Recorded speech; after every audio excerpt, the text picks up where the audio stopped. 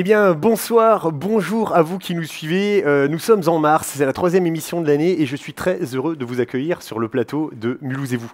Mulhouse et vous est une émission qui a à cœur de faire rayonner notre ville Mulhouse à sa juste valeur. Eh bien, pour que vous nous aidiez à œuvrer dans ce sens-là, n'hésitez pas dès maintenant à vous abonner à notre chaîne YouTube et à partager le contenu qui vous plaît et qui vous semble pertinent. Mars, c'est le mois du carnaval. Bon, je suis pas déguisé, mais mon cœur est en fête parce que je suis avec mon ami Marion sur le plateau. Salut Marion, Hello. comment tu vas? Très bien, merci. Ça va super. Marion, on a une thématique comme depuis un bon nombre d'émissions maintenant. Mulhouse Ville Santé, c'est la thématique aujourd'hui. Tu nous as préparé une chronique? Non. Je crois que t'es... Ah Oui, merde alors, évidemment. Bien sûr, oui, bien tu nous sûr. as préparé une Oui. chronique et puis je crois que l'orientation est un peu le bien-être. Tout à fait. On en parle dans une seconde? Dans une seconde. C'est la chronique de Marion.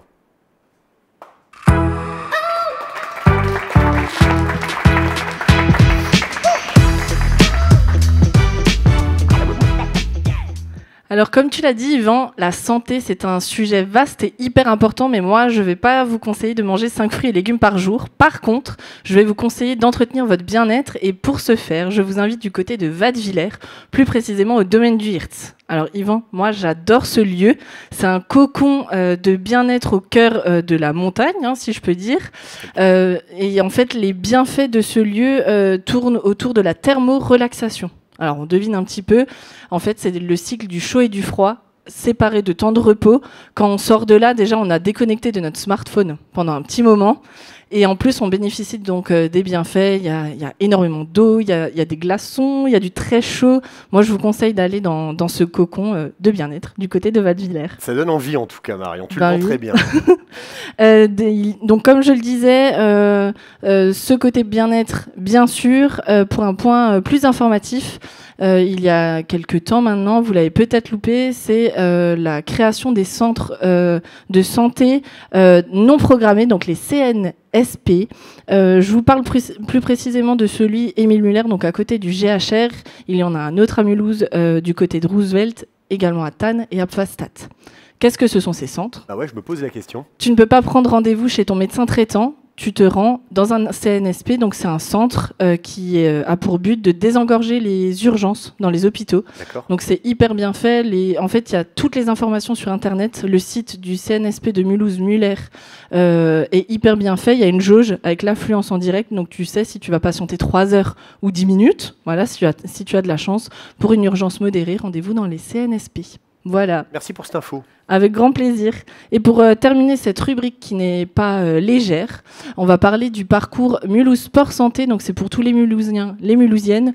On vous invite dans toutes les autres communes à nous communiquer si vous avez un dispositif pareil. Donc voilà, dans les commentaires, c'est le moment. Donc qu'est-ce que Mulhouse Sport Santé? Tout est dit dans le nom. Vous prenez rendez-vous chez votre médecin traitant et vous regardez avec lui si vous êtes éligible.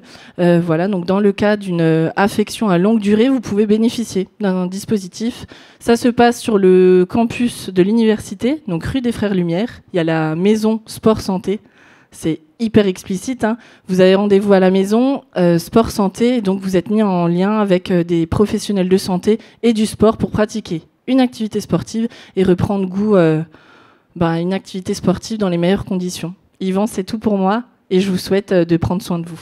Eh ben parfait, merci beaucoup pour cette Merci chronique. beaucoup. Marion, prendre soin de soi, c'est important. Le bien-être, c'est important. Et la santé, c'est un sujet qui est un sujet central pour tout le monde. Je te propose qu'on accueille en plateau quelques invités. Accueillons en plateau Dr Olivier Delmotte, Dr Thierry Michaud et Laurent Bernard Ferral. Merci Marion.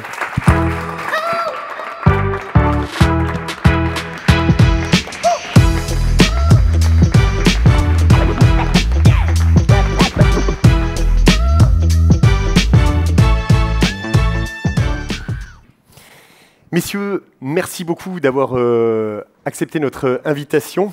Docteur Delmotte, vous êtes un jeune retraité, si je ne m'abuse, et vous avez été pharmacien pendant plus de 25 années à Mulhouse. Exactement, dans plusieurs quartiers. Très bien, bien 3 merci. quartiers exactement. Merci d'avoir accepté notre invitation. Merci. Je m'oriente vers Dr Thierry Michaud. Vous êtes dermatologue, Oui. et également dans le secteur mulhousien. Merci beaucoup d'être avec nous aujourd'hui. Avec plaisir. Et Laurent Bernard Ferral, vous, votre angle d'attaque, aujourd'hui, c'est l'immobilier. Vous êtes promoteur. Et puis, vous avez notamment été à l'initiative du pôle médical Angle rue des Franciscains et rue de la Bonbonnière à Mulhouse. On va en parler dans quelques instants. Ce que je vous propose, messieurs, si vous voulez bien, pour qu'on anime un peu nos propos, on est allé à la rencontre des Mulhousiens avec notre amie Flora. Voyons ce que les Mulhousiens pensent de la santé à Mulhouse. Regardons le micro-trottoir de Flora maintenant.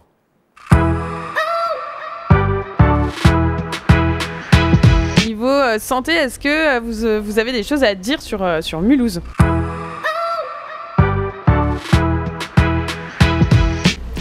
Heureusement, j'ai pas de problème de santé, mais effectivement, quand on cherche un dermato, il y en a pas, ou il prend sa retraite, il y en a plus, on peut plus. Pour mon fils, j'ai cherché, il faut aller à Colmar, ophtalmo, c'est pareil. Enfin, c'est sûr, il y en a pas assez, ça c'est sûr. Ouais. Ça parle dans le sens où je trouve qu'il n'y a pas beaucoup de médecins. Enfin, dès qu'on veut prendre un rendez-vous chez un spécialiste, c'est un peu. Faut attendre 6 mois ou un an, on prend pas. Ouais, nous à Strasbourg. Mulhouse santé, ça va pas bien. Au niveau des médecins, c'est une catastrophe et pour prendre des rendez-vous, c'est très galère. On doit faire des dépistages pour plusieurs choses et on a des rendez-vous, on n'a pas de rendez-vous avant 6 mois, voire 1 an. Ouais, l'IRM, tout ça. Mulhouse santé, voilà. Mais bon, c'est pas qu'à Mulhouse, non, mais c'est globalement, partout. nous on en sait. Parce qu'on sait partout que dans la santé, il manque des postes, qu'il manque du personnel et que depuis le Covid, ça s'est aggravé. Et c'était déjà, ça allait pas bien déjà, en particulier à Mulhouse. Surtout aux urgences. Mais ça, c'est partout en France. Bon, on a heureusement un médecin de famille, mais quand on arrive à Mulhouse, on galère pour en trouver. Ouais, je sais pas, je pense que c'est une décision politique aussi, hein, donc après, est-ce qu'on peut faire quelque chose vraiment ? C'est pas sûr. Oui. Ça, c'est pas sûr. J'ai l'impression qu'ils viennent pas ici, et en plus, maintenant, même les médecins normaux, même les généralistes, on n'arrive plus à en trouver. Non. Beaucoup de médecins sont aujourd'hui à la retraite. Donc on a de plus en plus un désert médical qui s'installe petit à petit. Et la difficulté, c'est d'avoir des rendez-vous. Et j'estime que les rendez-vous sont très très longs ces temps-ci. Est-ce qu'il y a une génération qui va venir après ? Je n'en sais rien. J'aurais une question à poser. Pourquoi est-ce qu'il y a un manque au niveau de la santé ? Pourquoi il y a de moins en moins de médecins ? Pourquoi est-ce que c'est difficile de prendre des rendez-vous chez des spécialistes ? Voilà.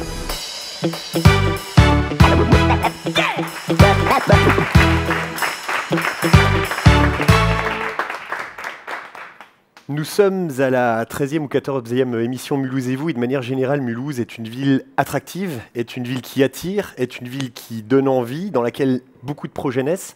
C'est la première fois aujourd'hui, en descendant dans la rue auprès des Mulhousiens, qu'un sujet nous indique qu'à Mulhouse, ça ne fonctionne pas si bien que ça. Docteur Delmotte, je m'oriente peut-être vers vous dans un premier temps. Pourquoi à Mulhouse, il y a une telle pénurie ? Pourquoi à Mulhouse, on attend tellement longtemps pour voir un médecin ? Pourquoi parfois il est nécessaire d'aller au-delà de Mulhouse pour avoir un rendez-vous plus rapide ? Que se passe-t-il ? Il ne se passe pas vraiment quelque chose de différent. Et je vous invite, si vous voulez bien... Ouais, Pardon. Parfait. Voilà, Mulhouse n'est pas vraiment différent du reste de la France. Ok. Ça, c'est la première chose à constater. La pénurie de médecins, tout le monde en entend parler, elle n'est pas vraiment mulhousienne. Il y a des spécificités mulhousiennes, dont la pénurie de médecins fait partie. Mais il y a des problèmes supplémentaires à Mulhouse qui sont liés à la population qui y réside. Voilà. De votre côté, docteur Michou, de votre côté, docteur Michaud, on la refait, cut, machin. De votre côté, docteur Michaud, qu'en pensez-vous, cette pénurie ? Alors, il y a beaucoup d'éléments qui font que les médecins ne viennent pas là. Pourquoi ? Non, je ne pense pas que les médecins ne viennent pas spécifiquement à Mulhouse. La pénurie existe partout en France, sauf peut-être dans les très grandes villes comme Paris ou la région PACA, où c'est beaucoup plus facile de trouver un spécialiste rapidement. Mais le problème est beaucoup plus global. Il y a un choc générationnel, il y a beaucoup de médecins qui sont partis en retraite en peu de temps et on n'a pas formé assez de spécialistes pour les remplacer. C'est aussi simple que ça. La problématique se situerait au niveau de la formation à l'échelle nationale ? Simplement, il y a un décalage entre le nombre de médecins qui ont exercé pendant une vingtaine d'années, dont j'ai fait partie. Quand je me suis installé dans les années 90 à Mulhouse, on travaillait dans des conditions royales, on pouvait recevoir toutes les urgences, on pouvait prendre tous nos patients pour les contrôles qui suivaient les traitements et il n'y avait jamais aucun problème pour accepter ou refuser un patient. Petit à petit, avec le vieillissement de la population dermatologique en particulier, On a vu que les délais d'attente se sont allongés. On a vu qu'on a été obligé de travailler davantage pour faire face à la demande, ce qui n'a plus été possible au bout d'un moment parce qu'il n'y avait tout simplement plus assez de médecins pour répondre à cette demande. Donc les médecins, la mort dans l'âme, se sont résolus à ne plus prendre de nouveaux patients et ont adressé leurs patients sur les villes avoisinantes comme Colmar ou Strasbourg, où petit à petit, la même situation est en train de s'installer. Le problème est vraiment un problème global. Un grand nombre de médecins sont partis en retraite. Ils n'ont pas été remplacés. Il n'y a pas eu assez de médecins formés pendant cette période-là. Avec un peu d'inquiétude, mais l'une de nos précédentes émissions était sur le thème de Mulhouse, ville du futur. Quel est le futur de la santé à Mulhouse, Monsieur Ferral, en faisant ce constat-là? Alors, par rapport à ce qui vient d'être dit, moi j'ai essayé de faire quelque chose avec mon angle immobilier. Oui. Je vais juste vous raconter une ou deux anecdotes qui vous montreront d'où vient mon expérience. Je suis arrivé à Mulhouse en 2018, après avoir passé plusieurs années aux États-Unis, au Texas. Et j'ai eu successivement deux petites expériences personnelles, toutes bêtes. La première, c'est que j'ai été consulter un généraliste. J'ai eu la chance d'avoir un rendez-vous. Et ce généraliste m'a reçu dans un appartement privé dans lequel le généraliste avait installé son cabinet. Et la salle d'attente, c'était le salon de l'appartement. La secrétaire était installée sur un petit bureau juste en face de la porte des toilettes. Et le médecin, en l'occurrence une femme, m'a reçu dans ce qui était une chambre, ce qui était son cabinet. Bon, tout ça, très, très, très normal en France, il n'y a pas de problème. Sauf que aux États-Unis, un médecin qui recevrait ses patients dans ces conditions-là, il n'a juste pas de patients. Il n'a juste pas de patients. Bon. Deuxième petite expérience, compte tenu de mon âge, vous voyez, j'ai été obligé de me faire opérer de la cataracte, une opération tout à fait bénigne. J'ai donc été à un rendez-vous préalable chez des anesthésistes qui m'ont reçu dans leur cabinet. Et leur cabinet, en fait, c'est des anciennes chambres de bonne au 3e étage d'un immeuble à côté du diaconat. Et il faut monter dans un petit escalier en colimaçon en bois qui craque. Et on arrive dans ce qui était autrefois des chambres de bonne ou des chambres en sous-pente, aujourd'hui parfaitement aménagées, mais ça ne donnait pas un côté qualitatif ou professionnel. Là aussi, compte tenu de mon expérience aux États-Unis, un médecin ou un groupe de médecins qui recevrait des patients dans des locaux qui ne sont pas dédiés à un accueil professionnel de patients perdrait une énorme crédibilité. Et donc, avec ces deux petites histoires personnelles, vécues, toutes simples, j'ai eu l'opportunité, ma casquette, c'est une casquette d'investisseur et de promoteur immobilier, j'ai eu l'occasion de pouvoir acheter, dans des conditions normales, un local qui était un ancien restaurant en plein centre-ville de Mulhouse, avec un parking juste en face. Et l'idée m'est venue d'en faire un pôle médical pluridisciplinaire et de permettre à des médecins de recevoir leurs patients dans un endroit facile d'accès, dans un endroit où on peut se garer, où le parking est facile et le tramway est à 150 mètres, l'arrêt du tramway est à 150 mètres, et où des médecins peuvent recevoir leurs patients en groupe, c'est-à-dire avec un groupe de médecins, parce qu'il y a souvent des pluripathologies, de pouvoir recevoir leurs patients dans des conditions confortables de travail pour eux et confortables pour le patient, professionnelles pour le patient, et enfin, avec la possibilité, comme il y a plusieurs cabinets, l'idée c'était de faire plusieurs cabinets, en l'occurrence 8, d'avoir une amplitude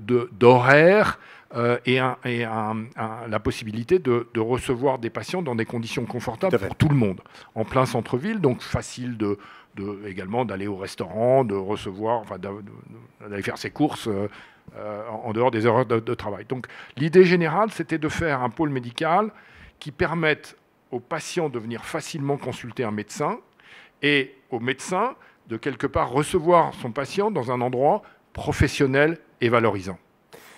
Après avoir fait cela, Monsieur Ferral, on va échanger ensemble sur l'actualité de ce pôle médical, mais j'aimerais m'orienter vers Dr Delmotte. Pensez-vous que la solution se situe là? Donc on a entendu les deux anecdotes, le projet qui a été mené, et pour autant, on va en discuter encore un peu après, nos concitoyens ne voient pas que les spécialistes sont là et ne voient pas... M. Ferrat a du mal à remplir son établissement. Mais absolument, et absolument. Qu'en pensez-vous je pense de la problématique? Il y a une problématique nationale, on vient de l'aborder. Il y a une problématique d'attractivité également de Mulhouse. Bon. Il ne faut pas se nier, le centre-ville de Mulhouse est quand même une zone... 5 quartiers prioritaires de la ville sont à l'intérieur de la commune de Mulhouse.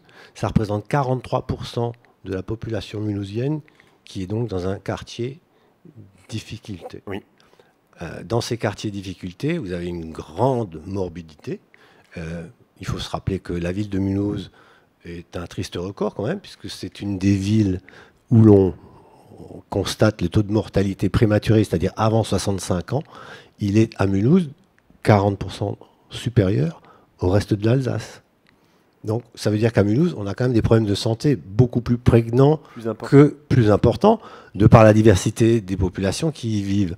Le diabète, merci, la ville organise là bientôt une semaine, 15 jours plutôt, de dépistage de diabète dans les centres sociaux. Ce sont des actions de santé publique. Elles sont nombreuses à Mulhouse. Un plan local de santé a été développé. Il y a beaucoup de choses qui sont faites. On parlait tout à l'heure des urgences. La médecine, c'est à la fois du privé et du public. C'est des considérations difficiles à comprendre pour le public, mais qui font que l'État organise l'hôpital public et la médecine publique. Il n'organise pas la médecine libérale dont s'occupe monsieur, où les gens sont des libéraux et ils ne dépendent pas de l'État, ils veulent s'installer où ils veulent, où ils peuvent. Et visiblement, là, les conditions d'installation et le minimum d'installation pour un médecin, aujourd'hui, ça a changé. Il souhaite un exercice de groupe, il souhaite plutôt un exercice salarié, il est habitué à des décisions collégiales, il se retrouve seul dans son cabinet. Bref, il y a un grand changement et tout ça, Mulhouse y participe. Je tiens à dire quand même qu'il y a beaucoup de choses qui ont été faites à Mulhouse. On parlait tout à l'heure dans votre émission des centres de soins non programmés. Notre chronique. Il y en a 4 à Mulhouse, c'est énorme. Et depuis, on n'entend plus parler de problème d'urgence. Donc le problème des urgences et de la surpopulation des urgences et des 3 heures et des pertes de chance pour des gens qui étaient vraiment besoin d'urgence, tout ça a été résolu grâce à des décisions administratives qui ne sont pas du ressort de la ville. Hein. Donc je pense qu'aujourd'hui à Mulhouse, il y a peut-être beaucoup de choses à faire au niveau de l'agglomération. Il y a quand même 300 000 personnes et plus dans cette agglomération. On a un gros hôpital qui draine une région hospitalière de plus de 300 000 personnes. Je pense qu'il faut, au-delà des actions locales, il faut élargir le spectre et en faire une cause de l'agglomération et du territoire. Voilà. Et si l'ensemble du territoire s'y met, moi, j'ai aucun souci, on peut rendre la ville attractive. Très bien. Merci, Dr Delmotte. Dr Michaud, que pensez-vous des propos de Dr Delmotte? Je sais aussi que vous donnez beaucoup d'énergie dans la formation. On parlait des anciens qui partent à la retraite, des nouveaux qui viennent, qui ne sont pas tous les postes ne sont pas remplacés. Vous œuvrez pour ça, vous donnez l'énergie pour ça. Que pouvez-vous répondre et en amenant le versant aussi de la formation de ces nouveaux formés, pourquoi ne sont-ils pas là? Pourquoi on ne les voit pas? Ils ne sont pas là parce qu'il y a avant tout un problème de démographie, comme je l'ai expliqué tout à l'heure. Après, je voudrais juste faire une petite remarque. On ne peut pas réduire le problème de la médecine à Mulhouse à des problèmes de locaux ou d'accueil de patients. Je crois que c'est un peu trop caricatural. Les médecins à Mulhouse font beaucoup d'efforts pour recevoir leurs patients dans d'excellentes conditions. Les plateaux techniques sont souvent très développés. Et le vrai problème, c'est que même en cherchant activement, on ne trouve pas de jeunes pour venir ici. C'est ça le problème. Et évidemment, il faut que la ville soit consciente de ce problème et il faut qu'on mène des actions d'envergure pour essayer de recruter, de rendre cette ville attractive pour les nouveaux médecins, de les faire venir, de favoriser les associations avec les médecins en place et qui sont sur le point de prendre leur retraite, de façon à ce qu'il y ait une transmission des dossiers, une transmission du savoir, une transmission de l'expertise. Et je crois que c'est dans ce sens-là qu'il faut aller. Alors, je partage tout à fait cet avis. Il faut évidemment œuvrer avant tout pour développer le recrutement des jeunes médecins sur Mulhouse. Je crois que pour compléter ce que vient de dire mon voisin, c'est les autorités de santé, de manière générale, ont parfaitement compris ce problème-là. Je donne un exemple là, très concret. Sur le pôle médical que nous venons d'ouvrir, l'ARS verse une prime de plusieurs dizaines de milliers d'euros, en l'occurrence 50 000 euros, pour un généraliste qui s'installe en libéral, et ça rejoint ce qu'a dit le docteur pharmacien, puisque c'est une prime qui permet en gros à un jeune médecin de s'installer et de payer grosso modo 5 ans de loyer, ce qui est quand même colossal. Et donc il y a vraiment des primes financières importantes qui sont données par les autorités médicales pour quelque part compenser une démographie médicale qui est effectivement difficile, voire très difficile à Mulhouse. Un mot sur les primes, parce qu'elles ne sont pas forcément bien distribuées, ces primes. Il y a des primes, effectivement. Comment devraient-elles être distribuées? Elles sont distribuées sur des critères qui sont établis par l'ARS, donc l'Agence régionale de santé. Et donc, il faut des critères objectifs pour que ces décisions ne soient pas discriminantes sur les territoires. Mais malheureusement, elles s'appliquent à Mulhouse comme ailleurs. Et elles ont pour conséquence que vous avez plus de subventions à vous installer à Riedisheim. Plutôt qu'à Mulhouse. Plutôt qu'à Mulhouse. Donc, et ça, allez voir l'ARS, ils vous diront la même chose. Et je pense que, voilà. Mais Mulhouse a quand même pris conscience, j'ai l'impression, de l'urgence. Est-ce que c'est la même chose au niveau de la M2A? Je ne suis pas sûr. Mulhouse, l'urgence, par exemple, on peut dire... un mouvement administratif a été pris. Il y a un adjoint qui a été nommé, un adjoint à la santé. Oui. Avant, il n'y avait qu'un conseiller municipal délégué. Donc j'espère que cet adjoint va prendre ça et cette nouvelle tâche vraiment et va porter le projet au niveau de la M2A, parce que sans élargissement du territoire et sans vraiment mise en commun dans l'ensemble des moyens, on n'arrivera pas à faire ce que les politiques ont réussi à faire pour les urgences. C'est quand même localement que tout ça s'est passé. Les 4 centres de soins ont été amenés par nos députés. Donc il y a vraiment eu un travail important de fait par les administratifs et les politiques. Je pense qu'au niveau de la ville, il faut aller au-delà. Un adjoint, c'est très bien, mais je pense qu'il faut élargir le périmètre et faire une vraie politique de santé au niveau de la M2A. Une vraie équipe avec une vraie politique de santé à l'échelle au-delà des frontières mulhousiennes de la M2A. Oui, par exemple, on a un énorme hôpital. À Orléans, il y a un CHU, un centre hospitalier universitaire, pour une population qui est nettement moindre que celle de Mulhouse. Donc, pourquoi est-ce qu'on pouvait faire une petite collaboration un peu supérieure avec l'Université de Strasbourg? Et pourquoi pas, on a des locaux, on a de quoi faire, il y a moyen de faire quelque chose. Tous les ans, la mairie a un problème, l'hôpital a un problème pour loger ses internes qui sont logés. Tous les ans, c'est le même, c'est récurrent. Encore une fois, cette année, le premier adjoint, Dr Couchot, a réussi à trouver des logements. Mais est-ce que c'est vraiment comme ça qu'on va s'en sortir? Donc, il faut vraiment élargir le spectre. Docteur Michaud, le temps passe très vite et c'est une problématique qui mériterait qu'on passe plus de temps encore ensemble. Une action, un mot pour l'avenir et pour entrevoir une rehausse de cette courbe à Mulhouse. Une action, c'est faire venir des jeunes, les attirer à Mulhouse, évidemment. La seule difficulté, c'est que la formation d'un spécialiste dure 12 ans. Et c'est là toute la qu'il y a une inertie. Et qu'il y a une inertie. Donc on va encore subir pendant quelques années ce déficit démographique. Et il faudra peut-être trouver des solutions intermédiaires pour faire face à la demande médicale. Ok. Alors la démographie médicale, effectivement, des étudiants en médecine qui sont formés en France a une tendance plutôt haussière, mais modeste. Et en réalité, dans les statistiques, l'ARS inclut également des étudiants français ayant fait leurs études de médecine ailleurs qu'en France. Oui.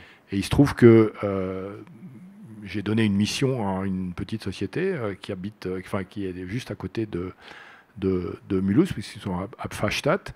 Et leur boulot, c'est d'aller chercher des étudiants français ayant fait leurs études en Roumanie. Donc ce sont des Français qui ont fait leurs études dans un pays de médecine ou de dentiste dans un pays européen, avec un diplôme qui est donc reconnu en France. Et ça fait partie des populations qui représentent aujourd'hui entre 10 et 15% des jeunes médecins que compte l'ARS dans ses statistiques démographiques médicales. Entendu. Un dernier mot, je vous avais promis la présentation, je propose que la vidéo de présentation, on puisse la mettre à côté de notre vidéo d'émission de ce mois, Monsieur Ferral. Je vous avais promis qu'on présenterait via le canal Mulhouse et vous votre projet. Eh bien, regardons à quoi ça ressemble. Allez, c'est parti. Voilà, et puis on se retrouve juste après. On regarde le projet de pôle médical de Monsieur Ferral.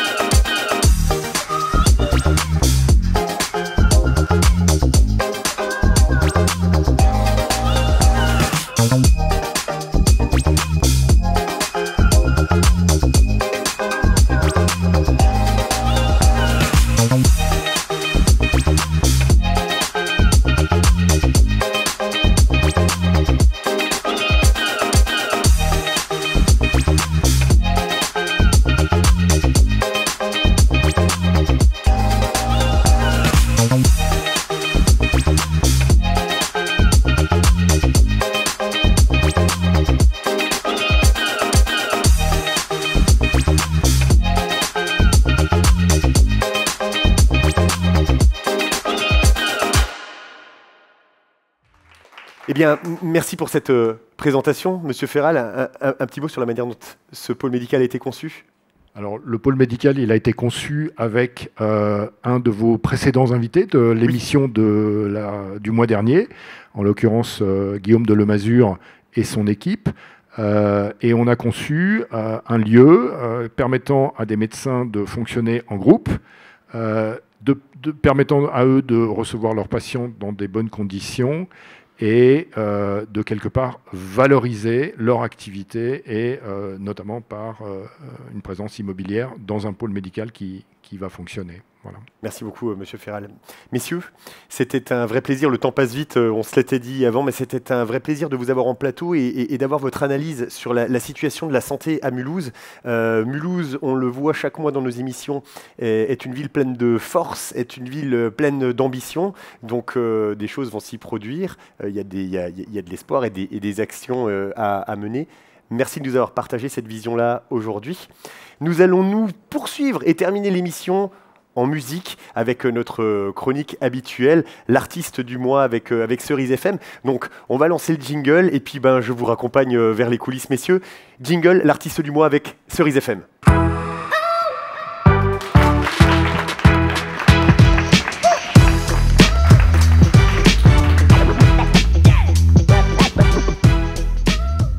Fin d'émission, c'est un régal, c'est un plaisir. Kautar, salut. Hello. Ça va ? Ça va super, merci. Kautar, tu nous annonces toujours la fin de l'émission, mais avec des pépites, puisque tu nous présentes l'artiste du mois avec Cerise FM. Mais le mois de mars, c'est un mois particulier. Tout à fait. Tu es président de l'association Madame. Pourquoi ce mois est un peu particulier pour toi ? Alors, c'est un mois particulier puisque c'est le mois du droit des femmes. Et ce mois-ci, je suis très heureuse et particulièrement touchée par la cause. C'est pas seulement carnaval, Yvan, c'est aussi la journée des droits des femmes. Voilà pourquoi. Et alors, je crois que tu prépares une belle surprise pour les femmes. Bon, je dis ça, je dis rien, mais il y a un artiste cette fois-ci qui nous retrouve sur ce plateau. Est-ce que tu veux bien nous le présenter comme Bah oui, c'est un artiste que j'ai découvert grâce à toi, Yvan, pendant un brivant que tu animes aux côtés de Bristol, si je dis pas de bêtises. C'est bien juste, ouais. Et alors, on va accueillir un artiste, et pas des moindres, puisqu'il fait des millions de vues sur YouTube. On va accueillir tout de suite l'honneur dire, s'il vous plaît.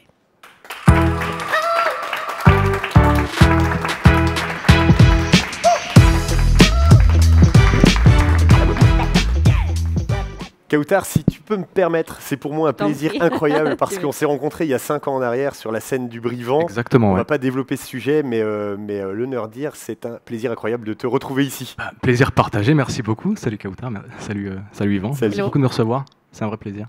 Eh ben, l'honneur dire, je te laisse la parole pour te présenter un petit peu, nous parler peut-être même de ton nom de scène, de ce que tu fais actuellement, ton parcours, présente-toi. Bien sûr, avec grand plaisir. Alors l'honneur dire, c'est un pseudonyme, un nom de scène en anglais qui veut dire le cerf solitaire.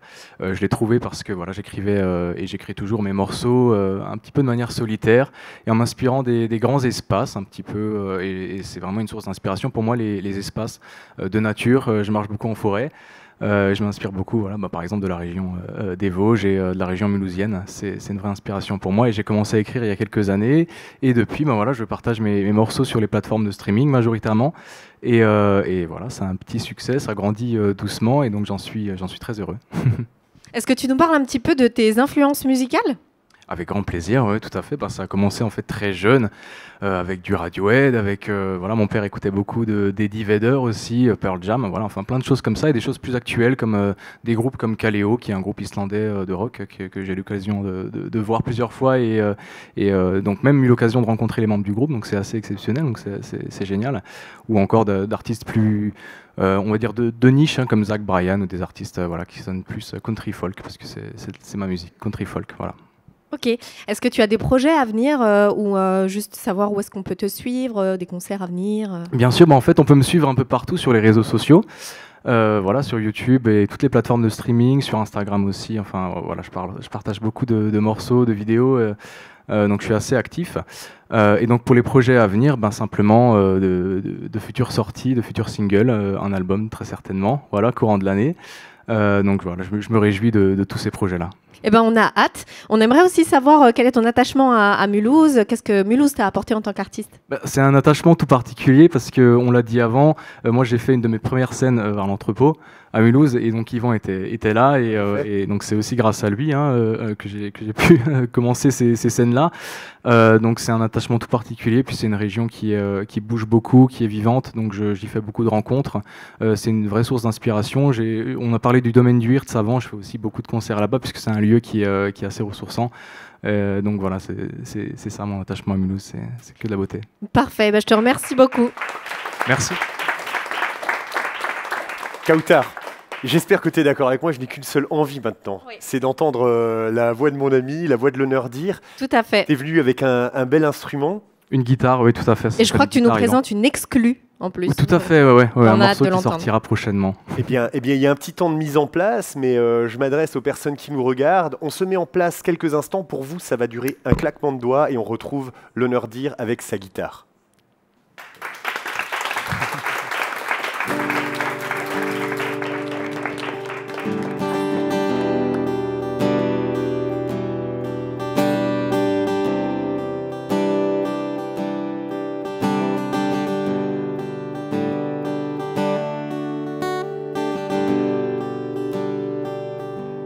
I was born in McLean, with people down gates. Oh, I love to go back to those days.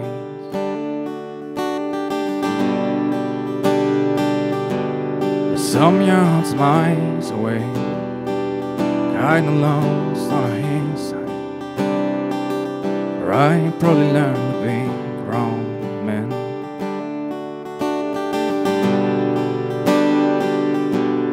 1988, trials are always learnings. Hearts were pretty full of submarines, can't tear me down. We fight for every dollar. Folks only hate the house. It's the old that they used to say, you know, there's only one home. Now I miss the blue lakes, and I miss the big oaks.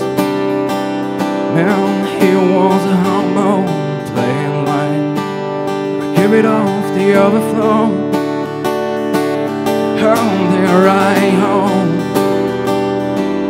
Forever stays that way. I never lose my taste for the fragrance of fuego in the waterfall.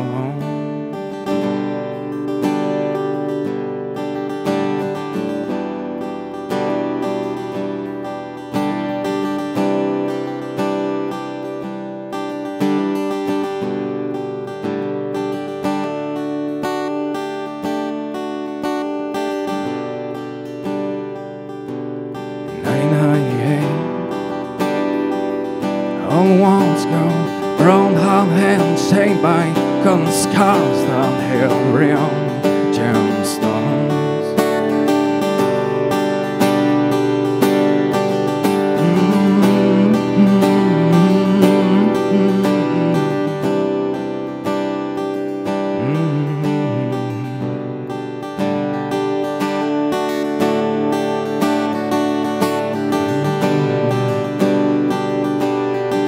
Silverado, driving to the inside hall, building stars in the stream. Every season found swing. The group on the slopes, the edge of the forest, was never any rush on the sap on the fingers. I never really know what's special about this place. It's my one and only home. Kinda means the rest, the night freaking means the blue lanes. And I means the bingoes. And he was a humble playing line. Give it off the overflow. Home there right home. Forever stays that way. I never lose my taste for only fragrance.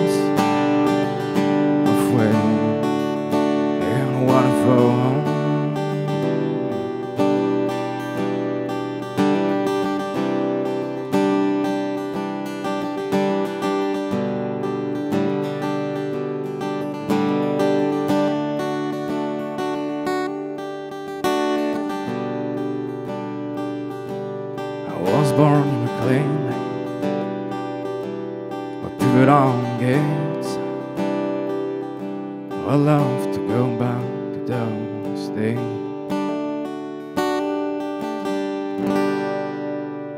Merci beaucoup. Merci beaucoup.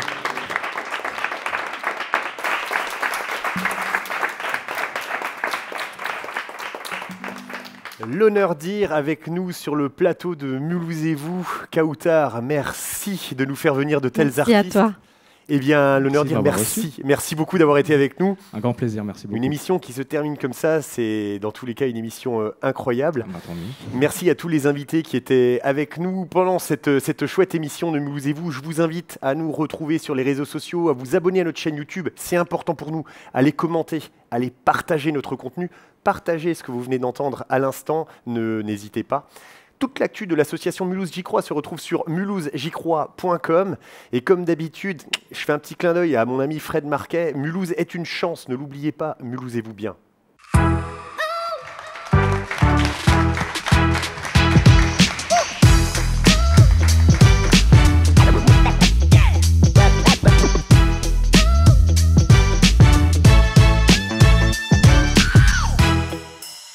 Thank you.